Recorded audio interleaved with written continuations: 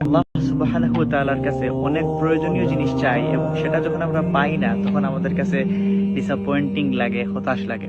আপনাদেরকে একটা উদাহরণ দিই। এই যে দেখতেছেন ধান, এখানে কেউ একজন বপন করে রাখছে।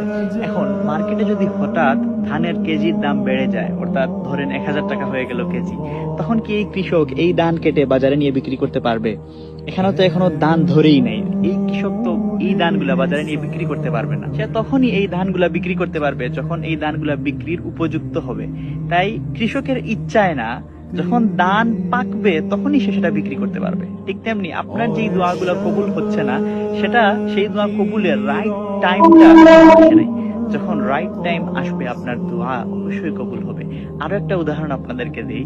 বাচ্চারা অনেক বেশি চকলেট খাইতে মন চায় তাদের, তাই না? এখন একজন বাচ্চা যদি আপনার কাছে অনেক বেশি চকলেট খাওয়ার জন্য আবদার করে, আপনি কি অনেক বেশি চকলেট তাকে দিবেন? দিবেন না তো, কারণ আপনি জানেন এই চকলেট তার স্বাস্থ্যের জন্য ভালো না। কিন্তু সেই বাচ্চাটা সেই জিনিসটা বুঝবে না, তা সে চাইবে বারবার তাকে যেন বেশি করে চকলেট দেওয়া হয়। কিন্তু আপনি জানেন এটা তার দাঁতের জন্য খারাপ, আপনি সেই চকলেট তাকে বেশি করে দিবেন না। আপনি ততটুকুই দিবেন যতটুকু তার স্বাস্থ্যের জন্য ভালো। আর আল্লাহ তো বলেন ইন্না রাব্বাকা হাকিমুন আলিম, আল্লাহ সব বিষয়ে সবার থেকে বেশি ভালো জ্ঞান রাখেন। তাই আপনি ডিসঅ্যাপয়েন্ট হবেন না, কারণ আল্লাহ আপনার সকল দোয়া যেইভাবে কবুল করলে আপনি সব চাইতে বেশি উপকৃত হবেন, ওইভাবেই তিনি কবুল করবেন। আল্লাহ তাআলা বলেন,